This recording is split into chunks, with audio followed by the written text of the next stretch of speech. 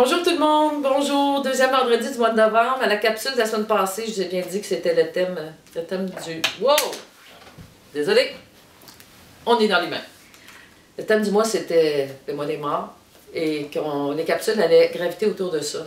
Puis, vous avez peut-être intercepté l'information que le livre Autouche spirituelle, dans la prochaine semaine, ou en tout cas bientôt, il va être en librairie. Puis s'il y a une des choses qui m'a animée à écrire ce livre-là, c'était pour défaire quelques mythes spirituels, quelques gros clichés malhabiles, pas nécessairement mal intentionnés, mais malhabiles dans notre société, puis tellement habitués de les entendre qu'on y porte moins attention. Fait que c'est comme si j'avais envie de faire un petit zoom là-dessus. Quand on parle de la mort, évidemment, on parle du deuil.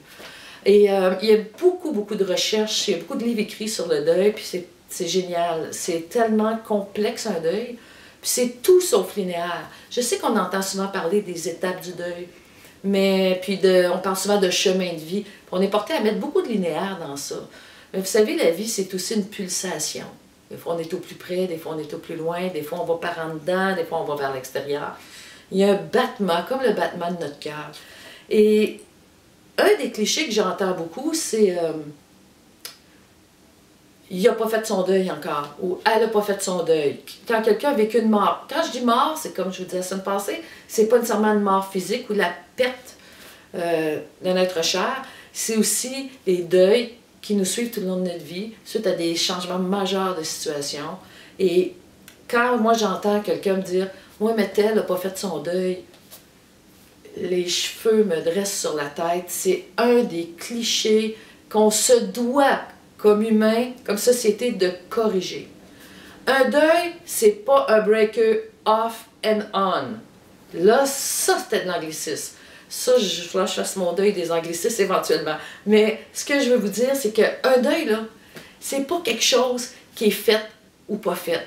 C'est pas comme un seuil qu'on franchit, puis que c'est coché, c'est réglé. C'est non seulement un processus, mais c'est un état de vie. Et il faut faire attention, parce que dans nos mots, il y a une responsabilisation. Nos mots vont semer beaucoup plus que ce que l'on croit. Puis moi, quand j'entends que telle personne est divorcée depuis tant de temps, puis elle n'a pas rencontré personne, c'est parce qu'elle n'a pas fait son deuil. On joue au Dieu souvent. On s'amuse à jouer au Dieu, à fournir des grands clichés, des grands paradigmes, même spirituels, surtout spirituels souvent, qui viennent vraiment mettre de la rigidité dans le processus humain. Je dis souvent comme exemple, je sais que ça c'est mes doigts, ma main, mon avant-bras. OK? Puis on segmente, on est des pros de la segmentation l'humain, puis c'est parfait parce que ça permet d'explorer les choses, de devenir expert et de reconnaître les spécificités de chaque situation, les spécificités de mon doigt versus ma main. Mais prenez un regard extérieur, demandez à un animal, lui, s'il fait une nuance entre le bout de son pied puis le prolongement de sa patte, tu sais, ça n'a pas de pied, un animal, je pense. Mais en fait, vous comprenez ce que je veux dire, c'est que, au final, c'est un tout. C'est un tout, puis il n'y a pas de situation permanente. C'est une continuité. Le deuil est un processus de vie qui se fait à partir d'un mouvement de pulsation. La personne qui traverse un deuil va avoir des journées qui sont vraiment plus faciles que d'autres.